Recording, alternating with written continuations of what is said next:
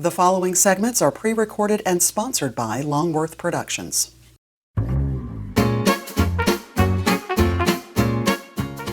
Community engagement on Triad Today.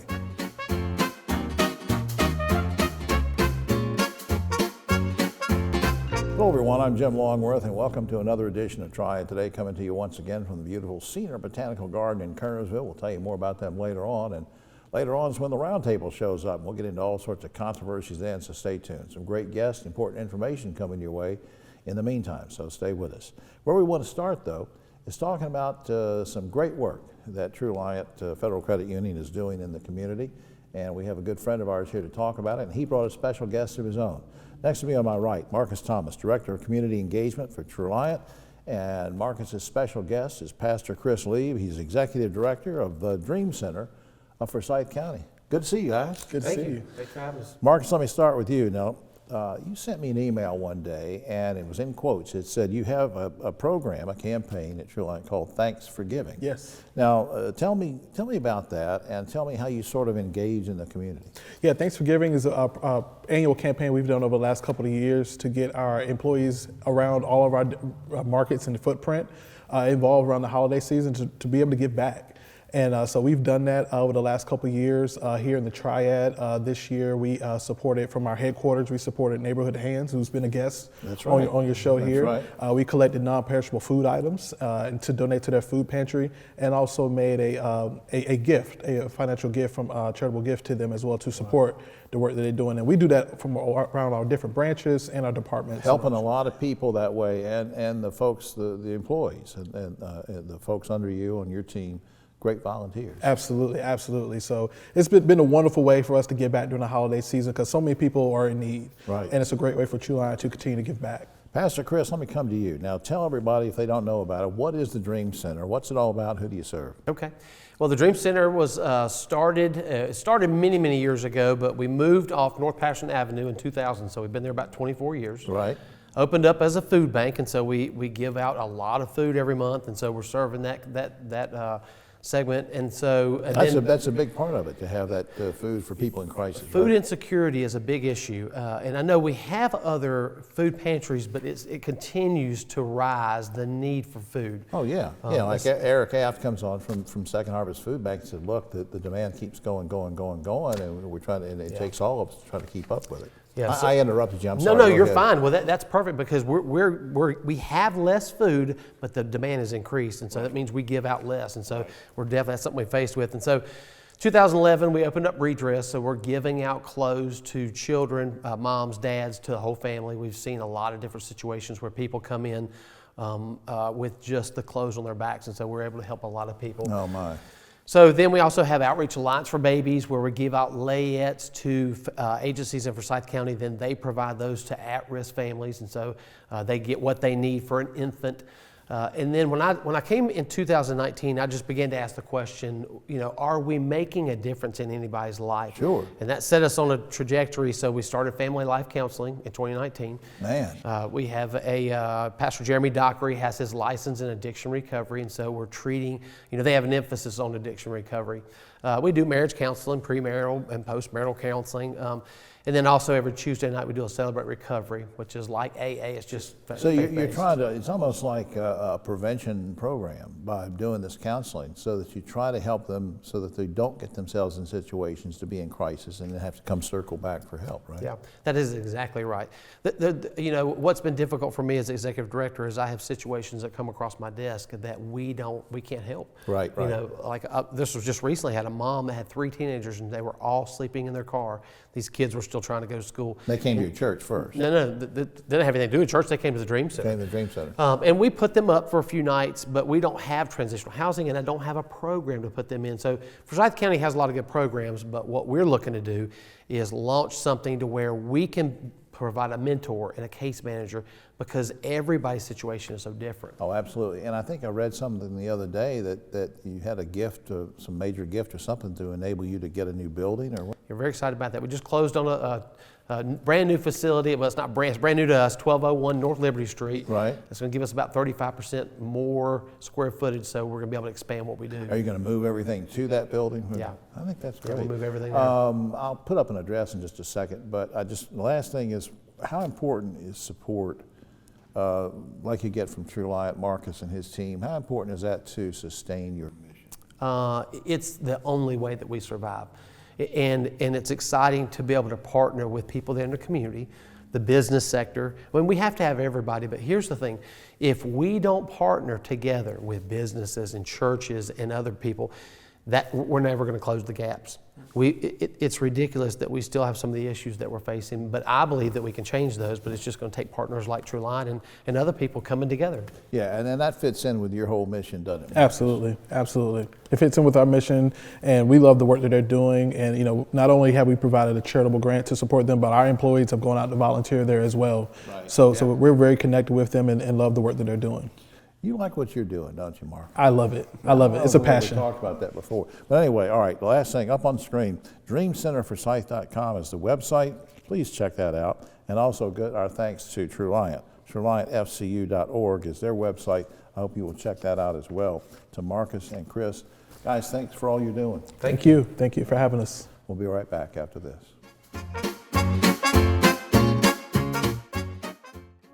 Hi, I'm Jim Longworth, reminding you that Triad Today is now streaming on WFMY Plus, available free on Roku and Amazon Fire TV.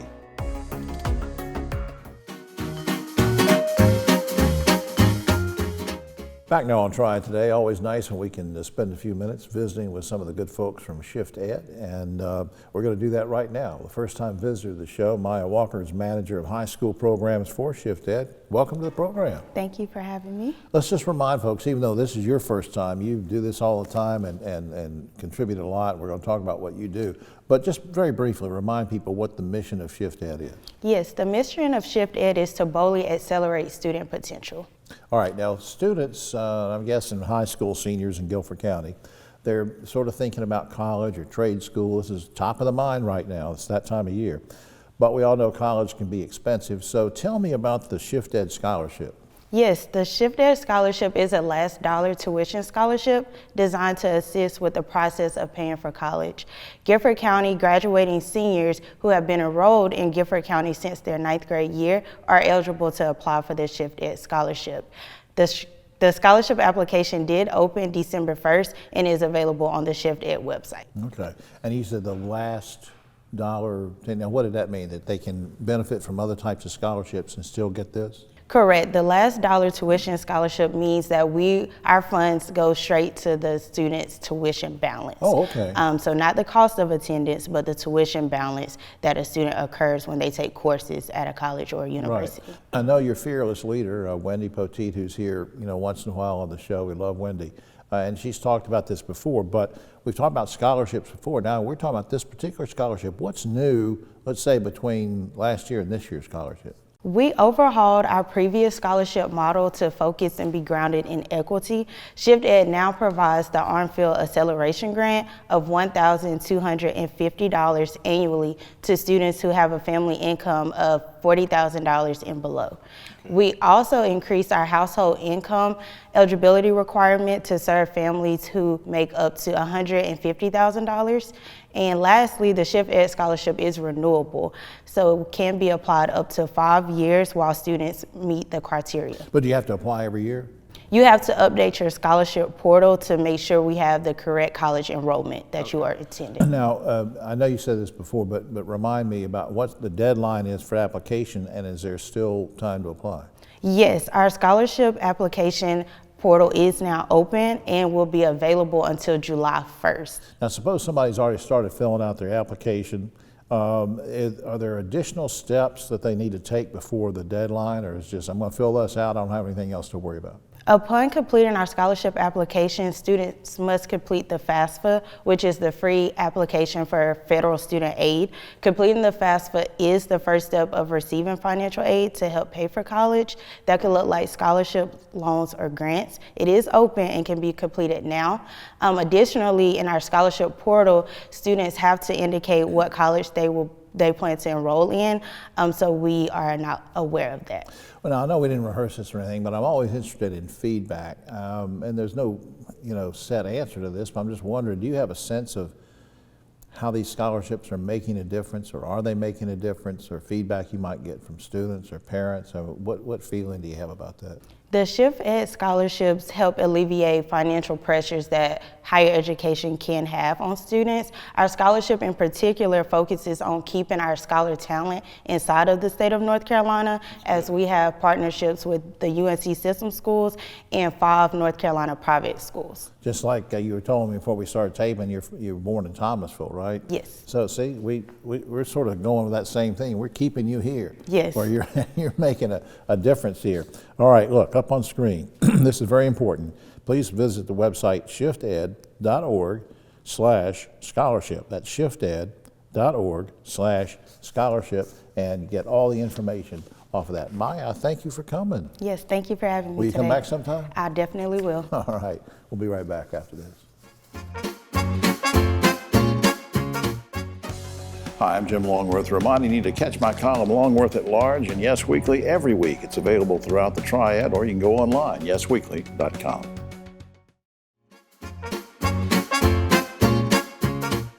Back now on Triad Today, let's talk about career possibilities. And we're going to do that with a first-time visitor to the show. Layla Lau is Human Resource Manager for Forsyth County Sheriff's Office. Welcome to the show. Thank you so much for having me. I talk about careers. Some people say job opportunities. And I think I'd like to talk about career opportunities. And we're going to talk about that because I guess my first question to you is, how many vacancies are there right now at the Sheriff's Office? Some people say Sheriff's Department. How many vacancies are there, and what kind of vacancies? Yes. So we do consider ourselves the Office of the Sheriff.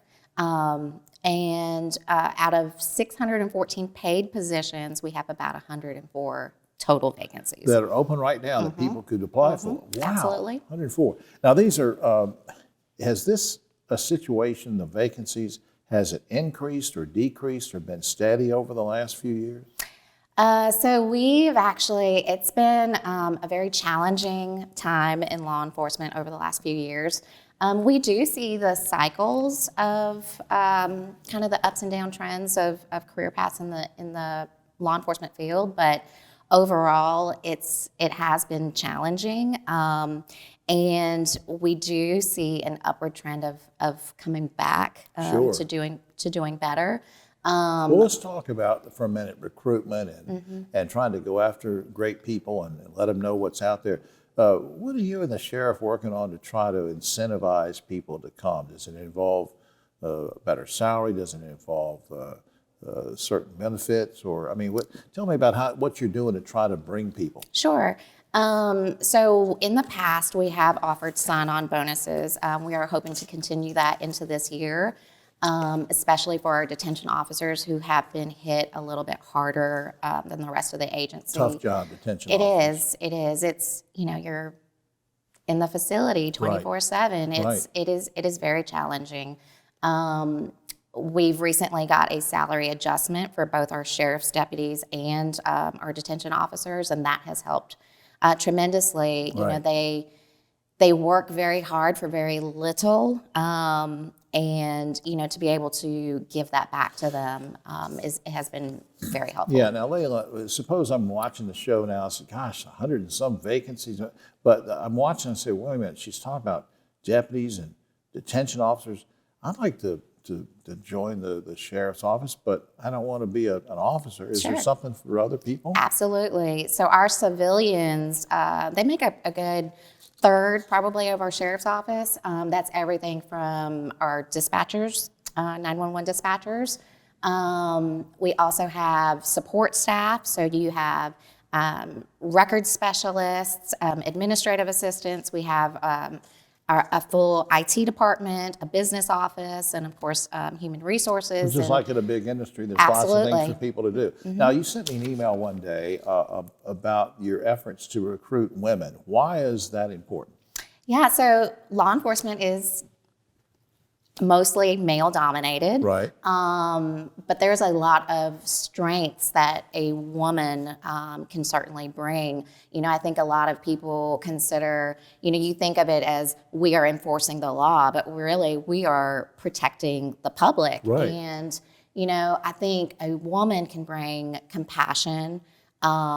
She may be more apt to de-escalate a situation. Right. Bringing a very calming demeanor. And you deal with all sorts of folks, even children. Absolutely. So I think it's all very important. Now, how can someone apply? If I give the main website, I'm going to do this before we run out of time anyway. You go to this website, CO, standing for county, .forsyth.nc.us/sheriff. That's the general website. If they go through that, I'm assuming they can go through a portal to get in touch for a job application. They can, but they can also go to our website. It's www.gofcsonc.org. All right. They can read Say that one more time. www.gofcsonc.org. Good. All right. Well, I didn't know that. That's good to know. Hey, I appreciate you doing this. Will you keep us posted on this? Absolutely, absolutely. Thank you so much for having us. Layla, thank you so much. We'll be right back to this.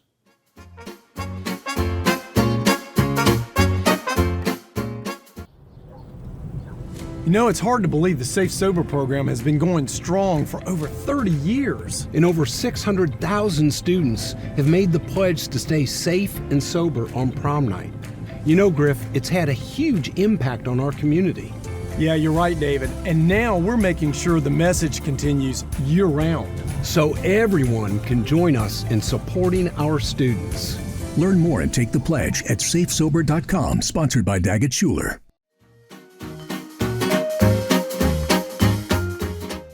Back now on Triad Today, and time to speak with Mr. Theater. No need to even mention his name or where he is or where he comes from. Well, I will. I'll mention it. Dave Briggs, director of High Point Theater. Good to see you, sir. Great to see you, Jim. We have a million things to talk about. Great shows, but I really want to do something real quick first. We always talk about all these shows and acts that you bring in personally, and you do a lot of hard work doing that. But you save a few dates throughout the year, and you let other organizations, people do their own shows. How does that work? We do. So we do have some dates available for rent. And what they should do is either call us directly. They can call the box office. They'll transfer the number, or go to our website. We've actually got a form they can fill out and request a specific date, time, how many people they're expecting at their event, what type of event it is. Right. And so you can veto it if it's not community standards or. Well, yeah. I mean, I don't. We're a public entity, so it depends on the show, but. I haven't had any strip shows in there yet. No, but you never know. No, I'm planning to bring one myself. Okay, good. good. All right, but anyway, seriously though, schools, organizations, different, they just get in touch? They can, whether they want to do a concert or whether somebody wants to do a birthday party, a wedding reception, special meeting, just to get away from a telephone at their office. So and you'll mention it on the website. We do. Right. I think see, that's great. All right, and you'll see that I'll tell you the website in just a little bit. You'll see if you scroll down some of these shows. All right, first of all, let's talk about the opera Maria de Rohan. I don't know if I pronounced that correctly. February 2nd, 4th, and 6th. Yeah, so Maria de Rohan is an amazing opera. I can't remember the opera, the composer, but it is a love triangle. And this is the North Carolina School of the Arts Winter Opera. Okay. So it's going to be a great show. Right. So one of the reasons why we have the School of the Arts events at the High Point Theater is that the Stevens Center is undergoing renovation. That's right. So we've got their opera and we have their spring dance, which is going to be the Firebird, or at least that's one of the pieces in that dance in the spring. So we're really excited about that. And then we also have the Piedmont Opera's performance of Marriage of Figaro this year. Wow. So some new events for us. That's great. Now, Tartan Terras on Thursday, March 7th. What is that? Oh gosh, Tartan Terras, it's a Scottish group. It is a Scottish rock band. So you got Scottish pipers and fiddlers and dancers, and it's just, they're great fun. All right. Kathy Ladman, Thursday, March 17th. What is she all Kathy about? Ladman should be in the Hall of Fame of comics. She's her comedy now is really more geared towards postmenopausal women. But she is very, very funny, and she talks about families and and all that stuff. Okay, that's on Thursday, March 17th. Now, Marriage of Figaro, speaking of operas and things, that's, we can mention now, March 22nd and 24th, looking ahead. Yes, and that is the Piedmont Opera, and we're hoping that the Piedmont Opera will make High Point one of their homes. That's So great. not just the Stevens Center, but then they would come to High Point every year and People do a get used to performance. another venue, and they'll like it. Absolutely, sure. Spring Dance, April 24th through the 27th. Right, and that's the Firebird with North Carolina School of the Arts, and then they have some other pieces as well. And these are students who are training to be professional dancers. They're going to be on Broadway. They're going to be in the major dance companies around the world. Right. And very it's highly ranked, the School of the Arts, very highly ranked in music incredibly and dance. so. And- Yeah. Yeah, so you're right. All right, look, before time gets away from us, I want to put this up on screen. Very important. HighPointTheater.com is the website, and I always like to remind you there's two T's there. It goes together. HighPointTheater.com. Please go to that for more information on all these shows. You can read about details for each show, which is very important. But now, we've warned you before, the best way to get tickets, don't get into these online scams. Call 336-887-3001. That is the actual High Point Theater box office number, 887-3001. And as Dave mentioned, if you want to make inquiries about having your own show and producing it and renting the facility, you can get through that number as well.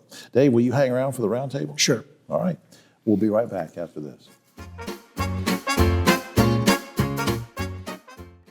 Need help buying food? Everyone needs help sometimes. Food and Nutrition Services may be able to help you buy food and free up your money for other expenses, such as utilities and medicine. To receive F&S assistance, households must meet income limits. You may be able to get assistance even if you own a home, car, land, property, or have a retirement plan or money in the bank. Second Harvest Food Bank of Northwest North Carolina team members can help you with the application process over the phone. To receive help or if you have any questions, call 336-422-7758.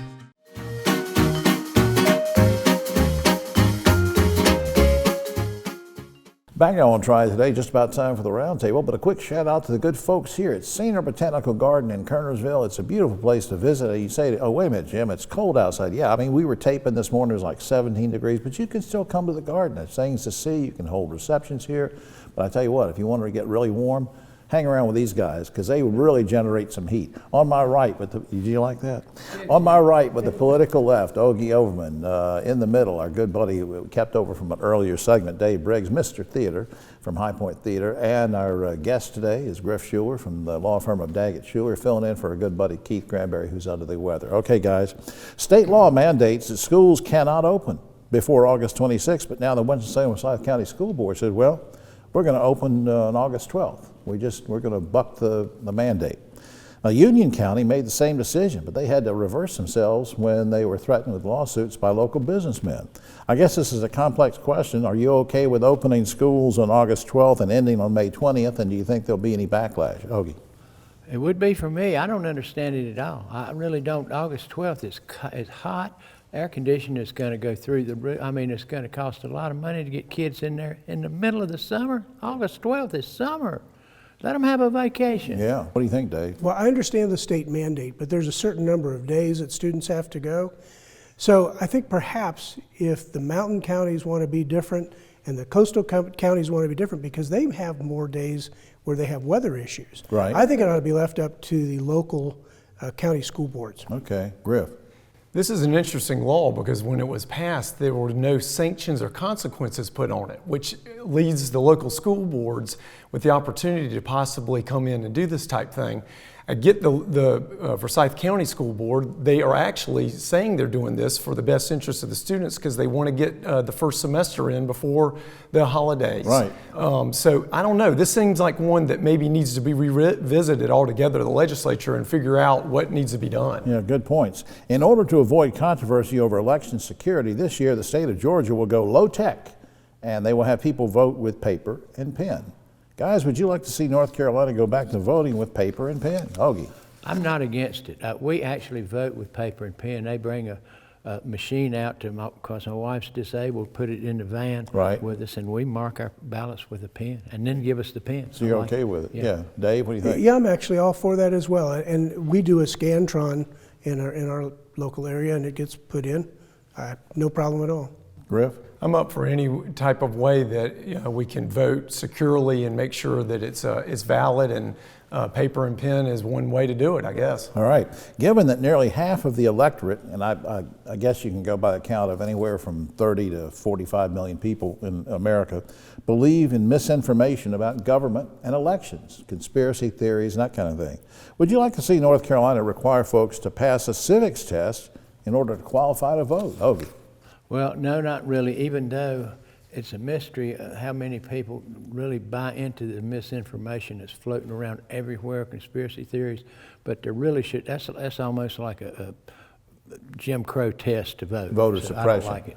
Dave, what do you think? I agree with Ogie on that. You know, if the schools were teaching physics or civics correctly, this is probably less of an issue.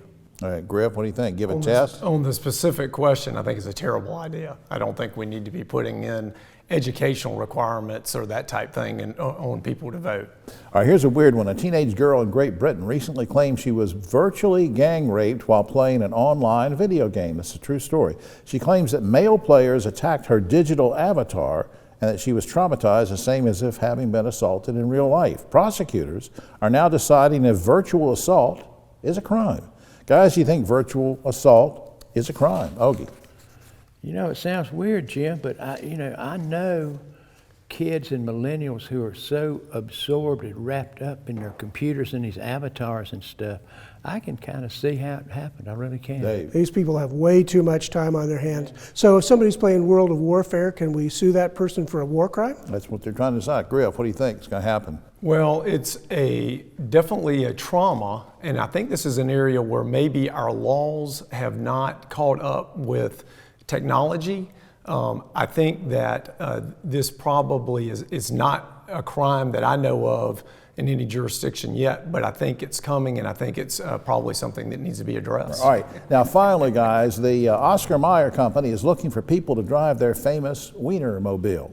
Guys, would you like to drive the Wienermobile as a living? I would like to own the Wienermobile. I'm serious as I can be. I would love to just tool around in that thing. Somebody wants to steal you away from High Point Theater and give you a job, would you drive Buddy, in a heartbeat. The application was online. I came really close to filling it out. Griff, I don't know if your clients would appreciate, but would you like to drive the Wienermobile? I think it sounds like a lot of fun. I think what I would be scared of, Jim, is the overpasses.